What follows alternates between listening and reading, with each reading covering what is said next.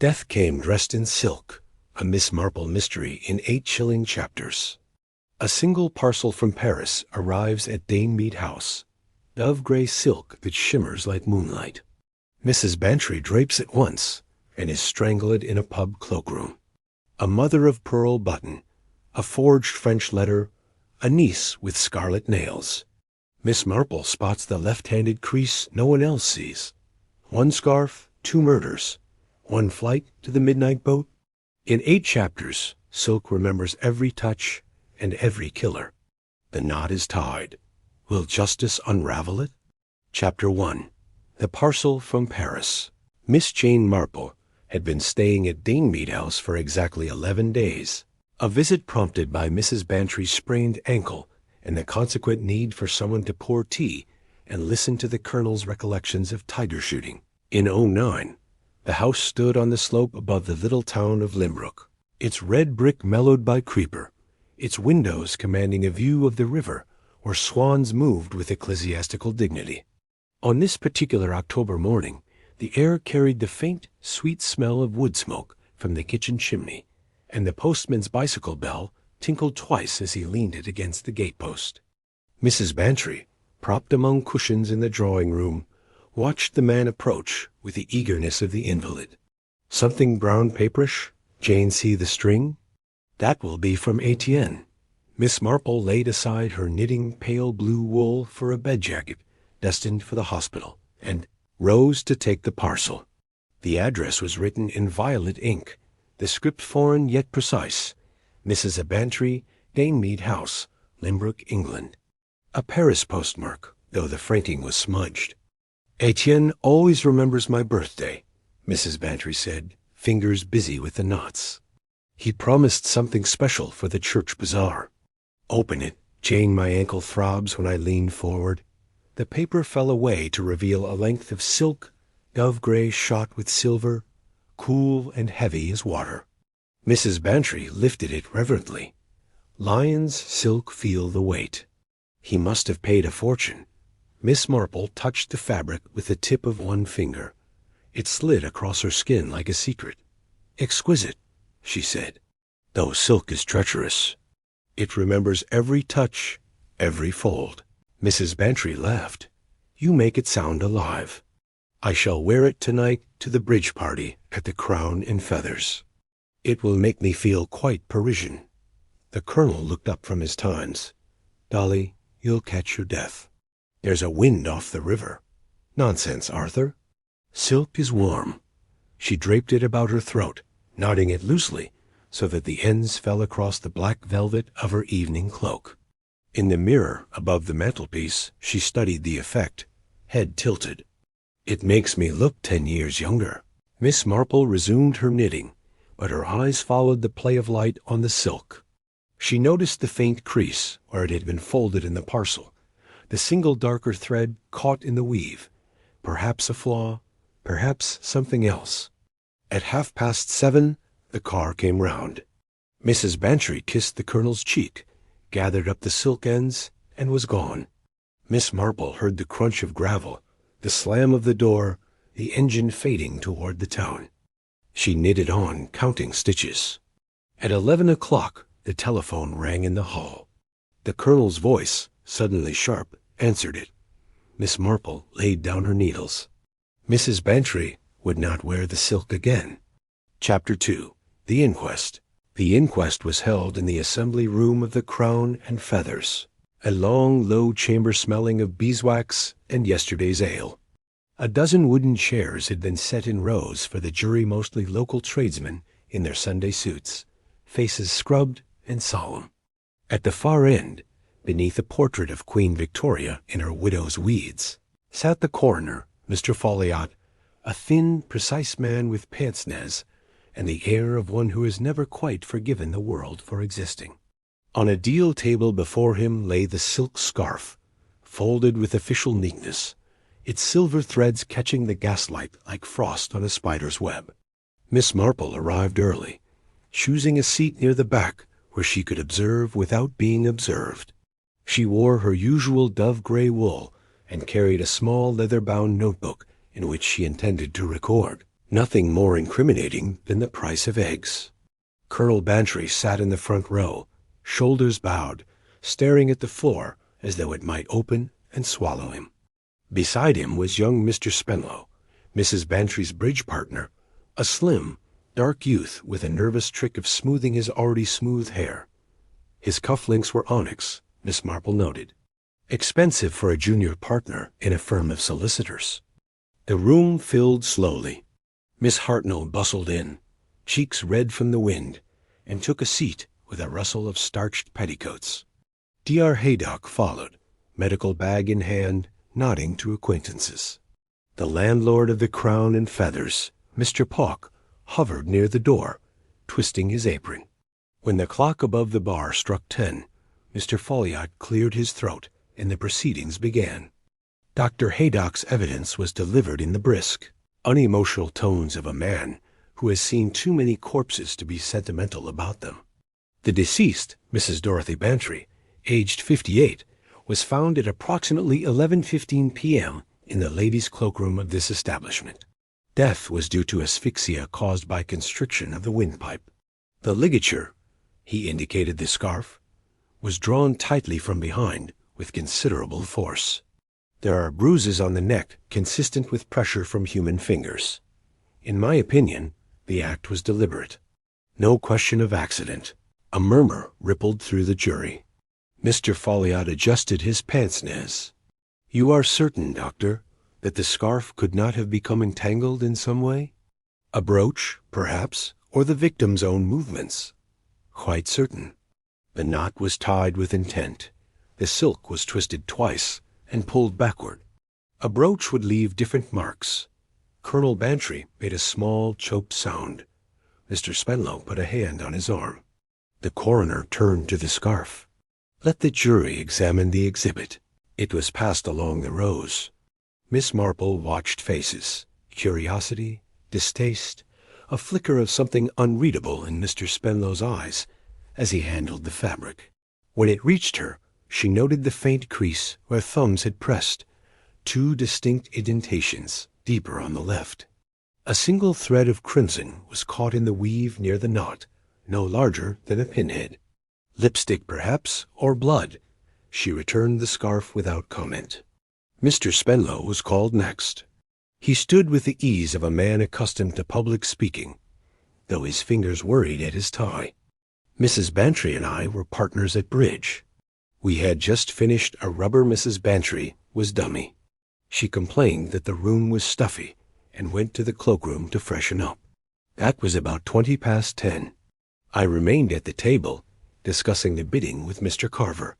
When Mrs. Bantry did not return after 10 minutes, Miss Pollitt went to look for her. Miss Pollitt, raised the alarm.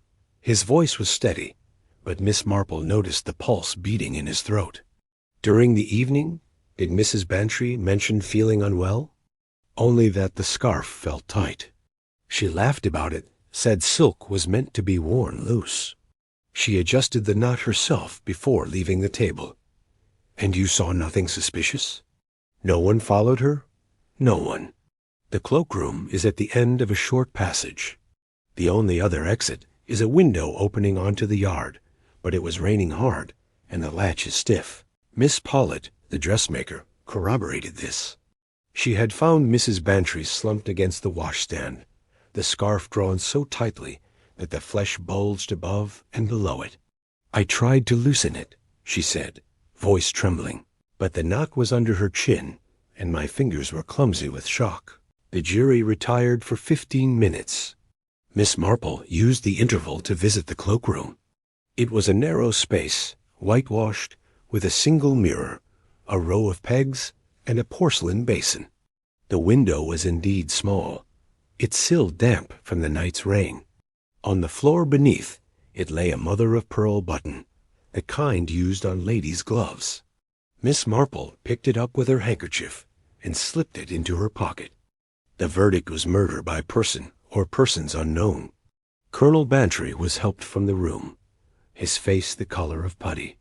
Mr. Spenlow lingered, speaking in low tones to Inspector Craddock, who had arrived from county headquarters that morning. Craddock was a tall, lean man with a deceptively mild manner. Miss Marple had met him before and knew him to be thorough. She approached the table where the scarf still lay. "Might I examine it more closely, Mr. Folliot?" A matter of feminine curiosity. The coroner hesitated, then nodded. Miss Marple lifted the silk carefully. The crimson thread was definitely Lipstick Revlon's Fire and Ice, a shade popular with younger women. Mrs. Bantry had favored a softer rose. She turned the scarf over. On the underside, near one end, was a tiny laundry mark in indelible ink. GB3. GB Gladys Bantry, the niece, was in Torquay, or so the telegram received that morning claimed. Miss Marple folded the scarf and handed it back. Outside, the wind had risen, whipping the leaves from the lime trees along the high street. Miss Hartnell waylaid her near the war memorial. "Shocking, Miss Marple. Poor Dolly. Though between ourselves, she did flirt outrageously. That scarf was far too young for her. Silk is democratic, Miss Hartnell. It flatters the young and the old alike until it is used for other purposes." Miss Hartnell snorted. "You and your fancies." Mark my words, it was a tramp. The window was open, but Miss Marple was already walking toward the post office, the mother-of-pearl button safe in her pocket, her mind turning over the small, incongruous details that so often pointed to truth: the stiff latch, the lipstick, the laundry mark, the crease made by a left-handed grip. Somewhere in Limbrook, a murderer was congratulating himself on a clever piece of misdirection.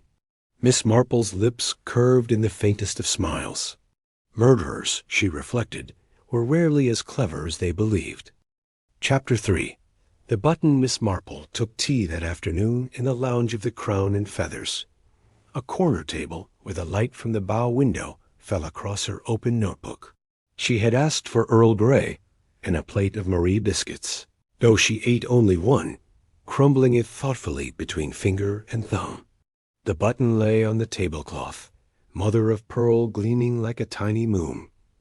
She turned it over with the tip of her pencil. 4 holes, fine stitching, the rim delicately scalloped. Not the sort of button one lost without noticing. Mr. Pauk, the landlord, hovered with the teapot. "More hot water, ma'am?" "Thank you, no." "Tell me, Mr. Pauk, do you recall anyone in the cloakroom after Mrs. Bantry went in?" "A lady in gloves, perhaps." Pauk scratched his bald pate. "Hard to say. The bridge lot come and go. Miss Hartnell was in and out, always fussing about her umbrella. And young Mr. Spenlow fetched his mackintosh once, round about 10. Miss Marple made a note. The window, was it open all evening?" "Latched till the rain started, about 9. Then I opened it myself for a breath of air. Stuffy in the card room, what with the fire and Mr. Carver's cigars." She thanked him, and, when he had gone, slipped the button into an envelope marked in her neat copperplate. "Found cloakroom 11/10. The date was yesterday. Today was the 12th. At 4 o'clock she walked to Miss Hartnell's cottage in River Lane, a trim brick box with a parrot in the window and a notice offering eggs new laid. Miss Hartnell herself answered the door, aproned and floury from pastry-making. "Miss Marple, you'll take a cup of tea. I've just baked scones. Another time, perhaps. I have come about a button." She produced the envelope. Miss Hartnell peered and gave a bark of laughter. "My glove button. Lost it at the Vicarage Garden party in July. Searched high and low." "Wherever did you find it?" "In the cloakroom of the Crown and Feathers. Yesterday." Miss Hartnell's cheeks reddened. "Well, I never. I wasn't wearing those gloves last night. Left them at home, moths got at the fingers. Someone must have picked it up in July and carried it about ever since. Someone who attended the garden party," Miss Marple said gently. "You, me, Mrs. Bantry, young Mr. Spenlow, Miss Pollitt the dressmaker, and let me see, Miss Gladys Bantry, home from Torquay for the flower show." Miss Hartnell's eyes narrowed. "Gladys? She was here, yes, mooning after that Spenlow boy. But she went back to Torquay the same day. Telegram came this morning, She's prostrate with grief. Telegrams can be sent from anywhere, Miss Marple murmured. Thank you, Miss Hartnell. You have been most helpful.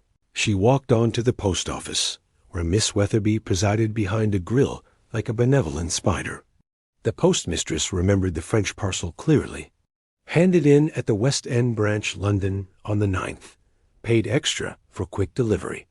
The clerk thought it odd no customs declaration, though Silk ought to have one. Miss Marple bought 6 penny stamps and asked to see the telegraph forms. The message from Gladys Bantry was filed in a neat bundle. Aunt Dolly tragedy. Stop arriving today. Stop Gladys. Sent from the Torquay Central office at 8:17 a.m. Miss Marple copied the number, thanked Miss Weatherby, and stepped into the street. The afternoon was fading. Rooks wheeled above the church tower. She paused at the solicitor's office in the square. Messrs. Bradley and Finch occupied the first floor. Young Mr. Spenlow had rooms above the ironmonger. The brass plate was polished, but the curtains at the upper windows were drawn. Miss Marple mounted the stairs. Mr. Spenlow opened the door himself, coatless, shirt-sleeves rolled. A faint smell of burnt paper hung in the air. Miss Marple, an unexpected pleasure. Do come in. The sitting room was bachelor neat. Law books, a pipe rack, a bridge score pad open on the desk. In the grate, ashes still glowed. Miss Marple's eye flicked to a scrap of paper curling at the edge violet ink. A capital G. I shan't keep you, she said. Only to return this. She held out a glove, kid leather, the mate to the button's owner. Miss Hartnell believes she left it here after the garden party. Spenlow took the glove, frowning. I don't recall. Ah, yes, perhaps. Ladies do mislay things. He tossed it onto a chair. Tragic about Mrs. Bantry. The Colonel is bearing up? Bravely. You were her partner that night. Poor luck, that. If I'd gone with her to the cloakroom. He broke off, smoothing his hair. Miss Marple's gaze wandered to the window. It overlooked the yard of the Crown and Feathers, the cloakroom window, visible beyond a low wall. A direct line, no more than 20 yards. You have a good view, she observed. Spenlow flushed.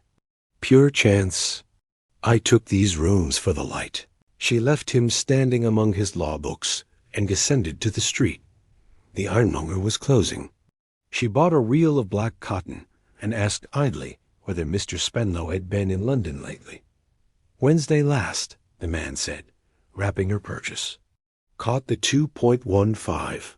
Back Thursday morning, looking peaky. Said he'd been to the dentist. Miss Marple thanked him and walked home through the dusk. Mead house was quiet. The Colonel had taken a sleeping draught. She sat by the fire with her notebook. Items. Button from Miss Hartnell's glove, lost July. Found cloakroom October 11th. Lipstick on scarf scarlet. Not Mrs. B's rose. Laundry mark GB3. Parcel posted London, not Paris. Spenlow in London October 9th, return 10. Scrap of violet ink in grate. She underlined the last twice. Violet ink was fashionable among young women. Mrs. Bantry had used black. Gladys Bantry, when last in Limbrook, had written thank-you notes on the Colonel's desk violet ink, sloping hand. Miss Marple closed the book. Somewhere a clock struck 6.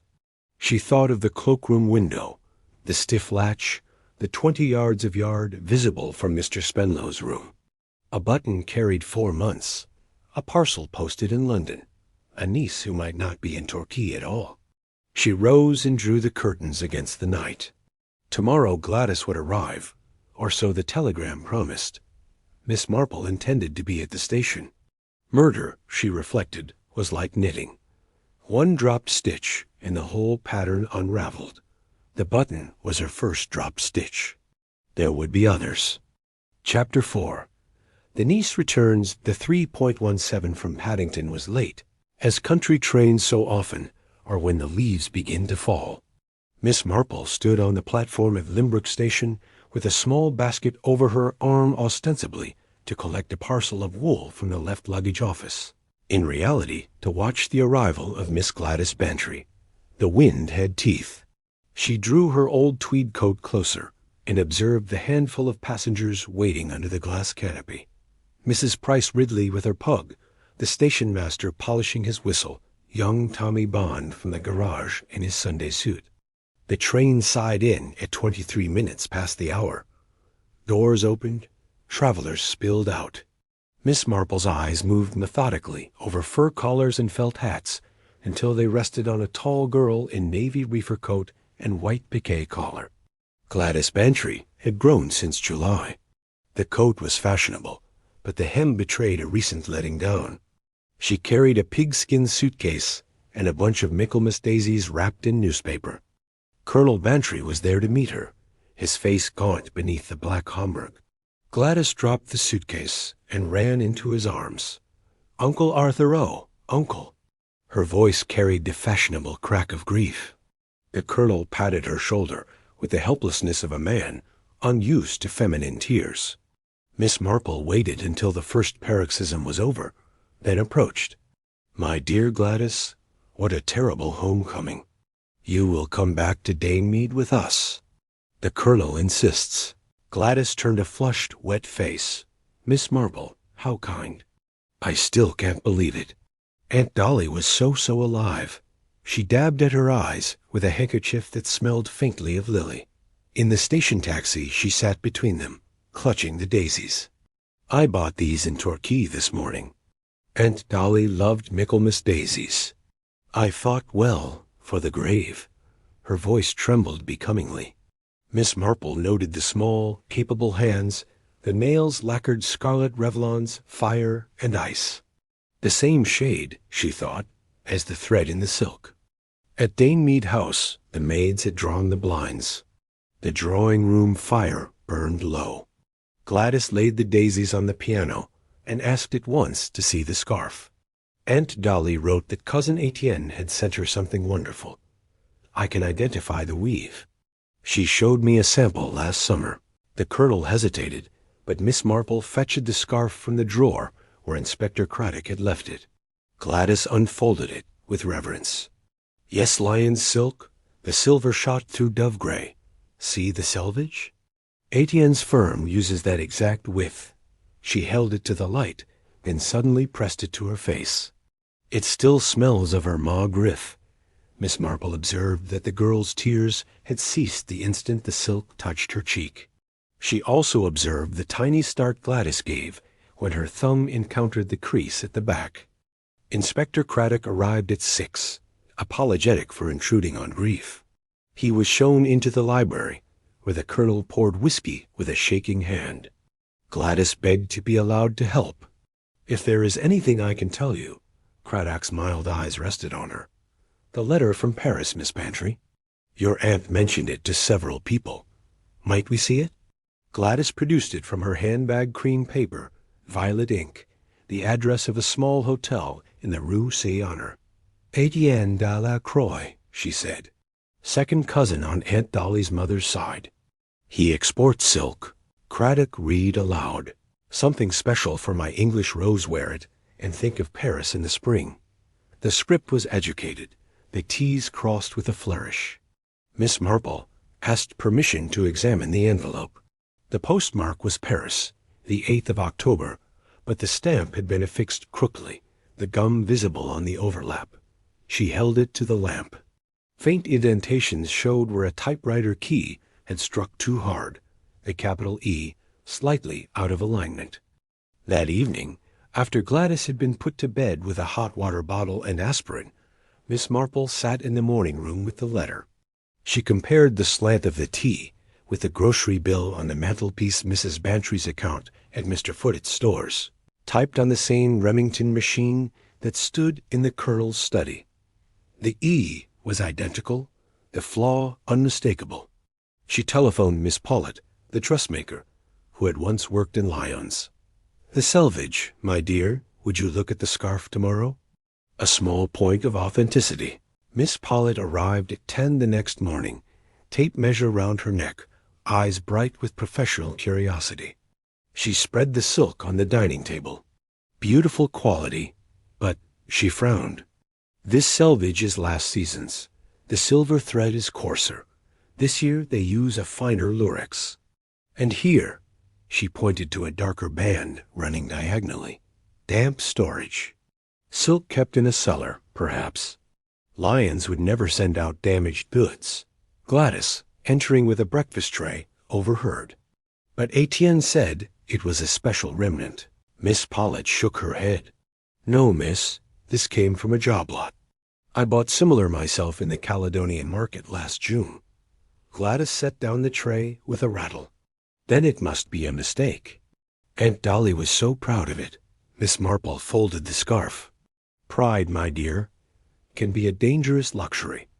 After luncheon, she walked to the post office again. Miss Weatherby confirmed that the parcel had been handed in at the Charing Cross Road branch, not posted from France. The clerk remembered because the lady paid in sixpenny pieces, said she had been saving them for charity. Miss Marple bought a postal order and asked to see the directory of Paris hotels. The Hotel Estionner in the Rue Estionner did not exist. There was a Hotel Sionner in the Rue de Rivoli, but its stationery was white with a crest. Back at Danemead, she found Gladys in the garden cutting late roses. The girl's cheeks were bright, her eyes feverish. I must do something, she said. Aunt Dolly would hate the house to be gloomy. Uncle Arthur says I may stay as long as I like. Miss Marple watched the secateurs flash. Your aunt was generous. She promised you the silk for your trousseau, I believe? Gladys snipped a bloom. Yes. She laughed about it, said I should have it when I was engaged. But I'm not, you know. Not yet. She glanced toward the house, where young Mr. Spenlow's Morris was just drawing up. Gerald has been kindness itself. Spenlow came round the corner, hat in hand. Colonel's resting. Thought I'd take Gladys for a spin clear the air. Gladys dropped the roses into her basket. I'll fetch my coat. Miss Marple detained Spenlow with a question about the garden party in July. You danced with Gladys, I recall. She wore white organdy. Spenlow smiled. Pretty as a picture. Lost a glove button. I remember mother of pearl. Turned up in my pocket weeks later. Gladys returned. Coat buttoned to the throat. As they walked to the car, Miss Marple noticed that the girl's left hand was gloved, the right bare. The bare hand was strong, the thumb slightly crooked, an old riding injury, perhaps. She watched the Morris disappear down the drive. In her pocket, the mother-of-pearl button seemed suddenly heavy. She thought of the crease in the silk, the left-handed grip, the scarlet nails. Gladys had been in London on the 9th saving sixpenny pieces for charity, or for a parcel of silk bought in the Caledonian market, and posted to her aunt with a forged letter. Miss Marple returned to the house. On the hall table lay the Morning Post, a bill from the garage for Spenlow's petrol, dated the 9th of October, Charing Cross Road. She added it to her notebook. The pattern was forming, stitch by stitch. But one thread was missing the reason. Envy? Greed? Or something older, deeper, that had waited since July in a bachelor's pocket beside a mother-of-pearl button. Chapter 5. The dressmaker's dummy Miss Pollitt's establishment occupied the upper floor of a narrow house in Chapel Lane, above a shop that sold everything from bootlaces to patent medicines. A brass plate announced, Miss E. Pollitt, Court Dressmaker, Paris Training. The stairs smelled of size and warm irons. Miss Marple mounted them at 11 o'clock precisely, carrying the silk scarf in a clean pillowcase. Miss Pollitt received her in the fitting room, a long apartment lit by a skylight and lined with mirrors. Bolts of cloth stood like soldiers along one wall. A dressmaker's dummy, wearing half a ball gown, presided over the chaos. Miss Pollitt herself was small and bird-like, her gray hair screwed into a bun transfixed by a steel knitting needle. Sit, Miss Marple. Tea? Or shall we proceed at once? She took the pillowcase with eager fingers. I have been thinking of nothing else since yesterday. She spread the scarf across the cutting table, smoothing it with the flat of her hand. The mirrors reflected it infinitely, a gray shimmer in every direction. First, the weave. She produced a magnifying glass. Lions, undoubtedly. But the count is low 40 threads to the inch, where this season's is 50. Last year's stock, as I said. Now, she turned the scarf over. The flaw. See this darker band? Aniline dye, badly fixed. It has run in one place, here by the hem. Silk stored in damp will do that. I have a piece in my cupboard bought at the same sale. She darted to a shelf and returned with a remnant, identical in every respect, save a tear at one corner. Caledonian Market, June the 3rd. 10 yards at 2 shillings the yard. The vendor said it came from a theatrical costumier who had gone bankrupt. Miss Marple's eyes rested on the tear. Theatrical, you say? Indeed. Wig-makers use gum arabic to stiffen beards. Smell the selvage. She held it up. A faint, sweet odor clung to the edge. Miss Marple inhaled. Gum arabic. And the wrapper of the parcel, did you notice? Traces of the same. I thought it careless packing. Miss Pollitt folded the remnant. But there is more. The hem. She lifted the scarf to the light. Machine-stitched, but the thread is silk, not cotton. Amateur work. A professional would use cotton for strength. And here, she pointed to a tiny puncture near the center. A pin left in too long. Rust mark? Someone tried the scarf on a dummy and forgot to remove the pin. Miss Marple examined the puncture. A dressmaker's dummy, perhaps. Exactly. My own has similar marks. She patted the ball gown. But observe the length. This scarf is 84 inches standard for a man's muffler. A lady's stole is 96. Someone cut 12 inches from a longer piece. She fetched her tape and measured. See? The ends are raw, turned under and stitched by hand. Haste. And the stitching is left-handed. The needle entered from the right. Miss Marple's mind flicked to Gladys's bare right hand, the crooked thumb. You are observant, Miss Pollitt. Years of fitting duchesses, the dressmaker said modestly. Now, the laundry mark. GB3. India ink, applied with a stencil. I have the same set. She opened a drawer and produced a cardboard sheet, pierced with letters. Bought in Paris, 1923. The G is worn, the crossbar is faint. Identical to the mark on the scarf. Miss Marple thanked her and left with the scarf in its pillowcase and a new respect for the dressmaker's art. In the street, she paused at the tobacconist's and bought a packet of pins rustable steel, the kind that left brown freckles on silk. At 2 o'clock, she called at the Crown and Feathers. Mr. Pauk was polishing glasses behind the bar. Theatrical suppliers, Mr. Pauk. Do you know of any in town? Jackson and Ray, in the arcade. Closed last Michaelmas owner absconded to South America, they say. Left debts like the national debt. Miss Marple walked to the arcade, a covered passage of small shops. Jackson and Ray's windows were boarded, but a side door stood ajar. She knocked. A youth in a baize apron appeared, broom in hand. Clearing out for the landlord, he said. Nothing left but rubbish. Miss Marple stepped inside. The shop smelled of size, grease paint, and despair. Shelves gaped. A basket of false beards lay trampled underfoot. In a corner stood a dressmaker's dummy, its canvas cover stained with aniline dye. A length of dove-gray silk was pinned to it, the pin rust-brown. May I? She lifted the silk. 12 inches had been cut from one end. The raw edge matched the scarf's hem. On the floor lay a stencil card GB3, the crossbar faint. The youth shrugged. Take it if you like. Landlord says burn the lot. Miss Marple wrapped the remnant in newspaper. Did a young lady buy silk here in June? Several. One paid in 6-penny pieces, said she was an actress. Tall, scarlet nails. Came with a gentleman dark, nervous, kept looking over his shoulder. Young Mr. Spenlow, thought Miss Marple. She returned to Mead house to find the colonel at the telephone, his voice sharp with worry. Gladys has gone to London, says she must identify the parcel at the post office. Took the 2.15. Spenlow drove her to the station. Miss Marple went to the study.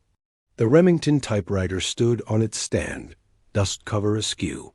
She inserted a sheet of cream paper and typed, "Something special for my English Rose." The capital E struck high, the flaw unmistakable. She compared it with the Paris letter. Identical. In the waste paper basket, she found a crumpled sheet violet ink, a trial run. "My dearest aunt, wear it, and think of Paris." The T's sloped leftward. She folded the evidence into her notebook. The telephone rang Inspector Craddock from Scotland Yard. "Miss Marple? The Hotel St. Honor in the Rue St. Honor does not exist. We have a trace on the Charing Cross Road post office. The parcel was handed in by a woman in a navy reefer coat, height 5'9", scarlet Niles. Paid in sixpenny pieces. Gladys is 5'9", Miss Marple said, and she is on the 2.15 to London." A pause. "We'll meet the train." Miss Marple replaced the receiver. She went to the drawing room and laid the two pieces of silk side by side on the piano. 84 inches and 12 inches, 96 inches in all. A lady's stole, cut down to strangle. She thought of the dummy in the arcade, the rust mark, the left-handed stitch. Gladys had planned to wear the silk herself, perhaps at her engagement party. Mrs. Bantry had taken it in jest, and jest had turned to murder. A fire settled in the grate. Miss Marple drew the curtains against the darkening afternoon. Somewhere in London, a train was carrying a murderer back to the scene of her crime. Scarlet nails hidden in gloves, the taste of lily on her breath. Miss Marple picked up her knitting. The pale blue bed jacket grew row by row. She counted stitches carefully. One dropped stitch, and the whole garment unraveled. She had found the dropped stitch. Now she must follow it to the end. Chapter 6. The Second Death. The inquest on Mrs. Bantry resumed at 10 o'clock on a morning of thin, reluctant sunshine.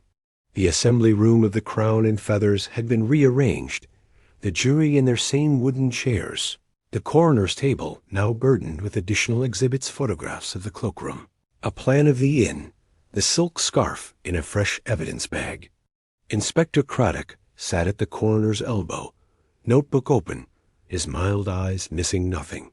Miss Marple took her accustomed seat at the back, a small tin of cashews in her lap, her expression one of gentle interest.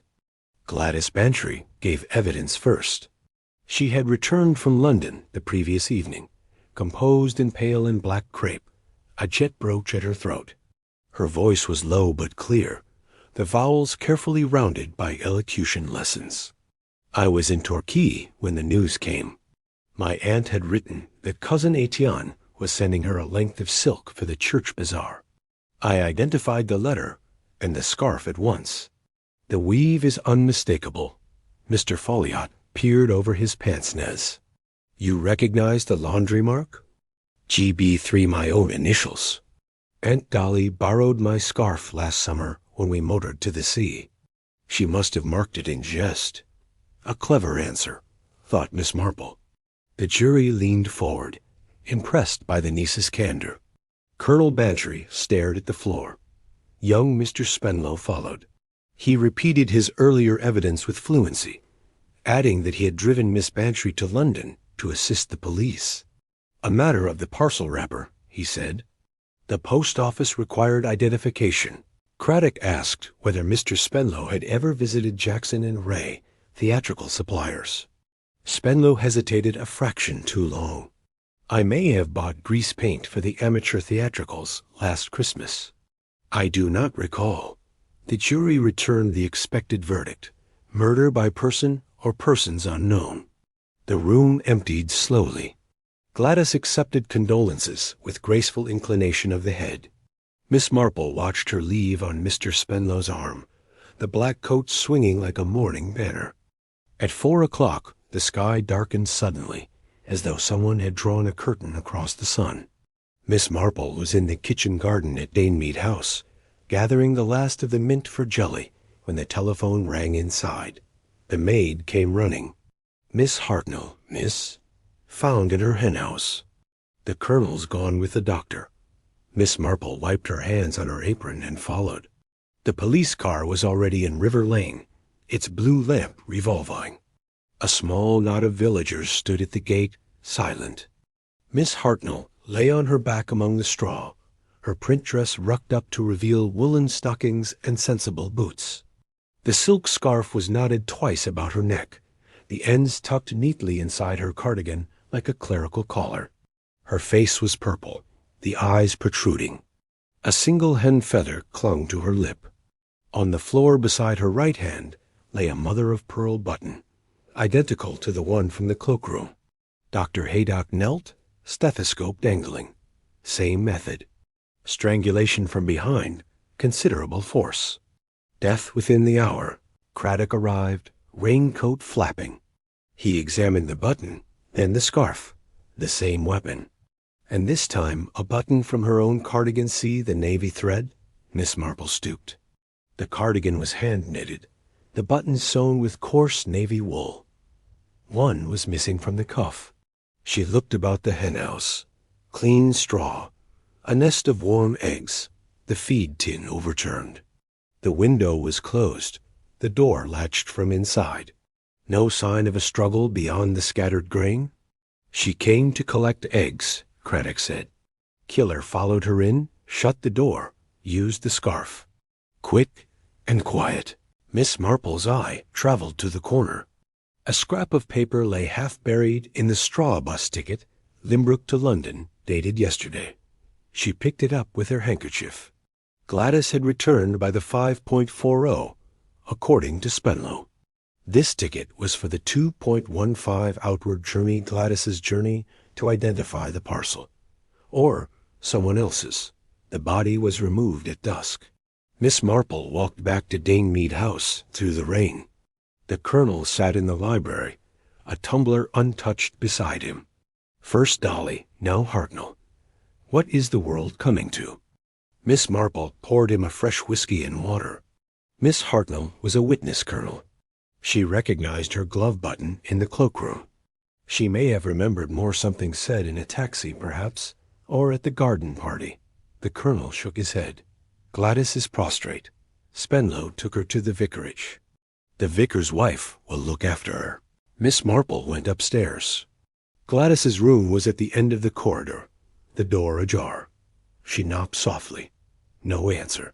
Inside, the bed was smooth, the black dress laid out for tomorrow. On the dressing table stood a bottle of scarlet nail varnish and a packet of hairpins. The suitcase was gone. She opened the wardrobe. Empty save for a single hanger and a faint scent of lily. On the floor lay a crumpled telegram form. Delayed London stop return tomorrow, Gladys. The form was blank, the gummed edge still intact. Miss Marple descended to the telephone. She rang the station.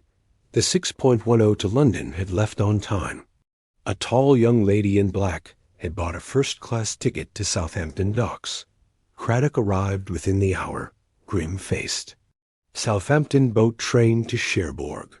We'll wireless the port police. Miss Marple handed him the bus ticket and the telegram form. She planned to leave this evening, but Miss Hartnell's death precipitated matters. The second button was meant to confuse another lost button, another false trail. Craddock turned the scarf in his hands. She kept it, cleaned it even. Why? Vanity, Miss Marple said softly. Silk remembers, but it can be washed. She intended to wear it again abroad, where no one knew its history. The colonel entered, swaying. Gladys, my brother's girl? It isn't possible. Miss Marple laid a hand on his arm. Grief takes many forms, Colonel. Some weep, some flee. Craddock telephoned Southampton. The boat train was due at 10.15. The Isle de France sailed at midnight. Police would be waiting. Miss Marple returned to the drawing-room and sat by the dying fire. She thought of the henhouse, the neat knot, the button placed like a signature. Gladys had killed twice in 48 hours, each time with the same weapon, each time leaving a button, as a mocking clue. The first button had been carried since July, the second torn from Miss Hartnell's own cardigan in the struggle. She opened her notebook. Motive: the silk promised, then withheld in jest. Method: scarf, left-handed grip, crease deeper on left. Opportunity: cloakroom window, henhouse door latched from within. Flight: Southampton, first class, scarlet nails hidden in gloves. She closed the book. Outside, the rain had stopped. A thin moon silvered the garden. Somewhere a nightingale sang, absurdly, in November. Miss Marple drew the curtains and turned out the lamp. Tomorrow would bring arrest, confession, the slow machinery of justice. Tonight there was only the quiet house and the knowledge that envy, like silk, could strangle. Chapter 7. The Truth in the Weave. Inspector Craddock returned to Dane Mead House at 8:30 the following morning, rain still dripping from his mackintosh. He carried a small cardboard box sealed with red wax and the look of a man who has spent the night on telephones. She was taken at Southampton, he said without preamble. First-class compartment, suitcase packed with Paris labels. The scarf was in tissue paper at the bottom, laundered, pressed, ready for wear. She gave her name as Gladys Delacroix. Colonel Bantry, who had not slept, rose unsteadily. Delacroix? That was the cousin's name. There is no cousin, Craddock said. The Hotel Saint Honor in the Rue St. Honor is a greengrocer's. We have a full confession. Miss Marple, knitting in the window alcove, laid down her needles. May we hear it, Inspector? The Colonel has a right. Craddock opened his notebook. She is 26, not 23, as stated. Trained as a mannequin in London, dismissed for pilfering. Met Gerald Spenlow at the Caledonian Market in June. He was buying theatrical silks for amateur productions. They became, he cleared his throat, close. Spenlow advanced her money for clothes. She bought the damaged silk for 30 shillings, intending to make a stole for herself. Spenlow typed the Paris letter on your Remington Colonel, using stationery stolen from a repousse shop in the Charing Cross Road. The parcel was posted on the 9th, while she herself traveled down by a later train. The Colonel sank into a chair. But why kill Dolly? Vanity and rage. Mrs. Bantry admired the silk at tea on the 10th, tried it on, laughed that it suited her better than any niece. Gladys arrived that evening unannounced, the Torquay telegram a blind. She meant to reclaim the scarf quietly. Mrs. Bantry wore it to bridge. In the cloakroom Gladys followed, intending perhaps only to snatch it back. Mrs. Bantry resisted, called her a greedy chit. The silk twisted. Panic did the rest. Miss Marple spoke softly. And the button? From Miss Hartnell's glove, carried since the garden party. Gladys dropped it deliberately, to suggest an outsider had entered by the window. The latch was oiled that afternoon, Spenlow's fingerprint in castor oil on the hasp. Craddock turned a page. Miss Hartnell remembered sharing a taxi with Gladys after the garden party. Gladys had the glove in her bag, borrowed to copy the buttonhole stitch, she said. Miss Hartnell threatened to tell Mrs. Bantry. Last evening, Gladys called at the cottage ostensibly to return a borrowed book. Miss Hartnell was in the henhouse. Gladys followed, used the scarf again. The second button was torn off in the struggle. She placed it to mimic the first. He closed the book. Spenlow is in custody. He admits forging the letter, oiling the latch, burning correspondence. Claims he knew nothing of the murders until after the first. Miss Marple picked up the scarf, now returned with the other exhibits. She laid it across her knees. Notice the crease, she said. Not thumbs, 3 fingers, and a thumb. A woman's hand, but strong from carrying bandboxes. And the lipstick Gladys wore scarlet. Mrs. Bantry preferred rose. She unfolded a slip of paper taken from the hem that morning. A tailor's ticket. Alter for Miss G. be shortened 2 inches. Found by the laundry when they removed the mark. Craddock stared. She is 5'9". Mrs. Bantry was 5'3". Exactly. The scarf was made for Gladys. Mrs. Bantry's neck was slimmer. The knot sat higher, easier to twist from behind. The colonel covered his face. "My brother's child." Miss Marple's voice was gentle. "Envy is a terrible seed, Colonel. Watered by imagined slight, it grows quickly." Craddock gathered his papers. "She will hang. Spenlow may escape with 10 years. When he had gone, Miss Marple folded the scarf into its tissue. "Silk is kind to beauty," she said, "but cruel to those who covet it." The colonel looked at her with drowned eyes. "What shall I tell the servants?" "That justice has been done, and that the bazaar will have a different donation this year." She returned to her knitting. The pale blue wool grew steadily.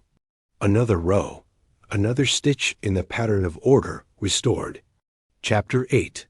The Knot. They brought Gladys back to Limbrook in the Black Maria, the blinds drawn so that the village should not gawk. It was a gray November afternoon, the river mist curling like cigarette smoke along the high street. Miss Marple watched from the window of the tea shop opposite the police station, a cup of lapsang cooling beside her untouched scone. Gladys stepped down between 2 constables, hatless, the navy coat now creased and anonymous. She did not look up. Inside the charge room, Inspector Craddock read the indictment in his level voice. Gladys stood between the constables, hands clasped in front of her as though at prayer. When the scarf was produced, folded, labeled, terrible in its innocence, she gave a small, convulsive shudder. "I only meant to have what was mine," she said. The words came steadily, almost conversationally. "Aunt Dolly laughed at me, said I looked a guy in handmade things. Then she put it on herself. I saw red." Miss Marple, admitted as a witness, heard the rest in the little room behind the court. Gladys had followed her aunt to the cloakroom, meaning to snatch the scarf and run. Mrs. Bantry turned, startled, the silk slipping from her fingers. Gladys caught it, twisted once in fury, twice in panic. The knot slid home like a noose on a gallows. "And Miss Hartnell?" Craddock asked. "She telephoned after the inquest. Said she remembered the glove in my bag at the garden party, would tell Uncle Arthur unless I paid her £10. I went to the hen house to reason with her. She laughed, called me a murderess in the making. The scarf was in my pocket. It happened again. Spenlow, in the next cell, refused to see her. He had turned King's evidence, detailing the forged letter, the oiled latch, the burnt scraps in his grate.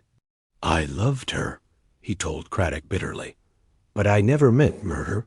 The trial was set for the spring assizes. Limbrook settled into shocked decorum. Colonel Bantry closed Mead House and went to stay with his club in London. The maids were given references and a month's wages.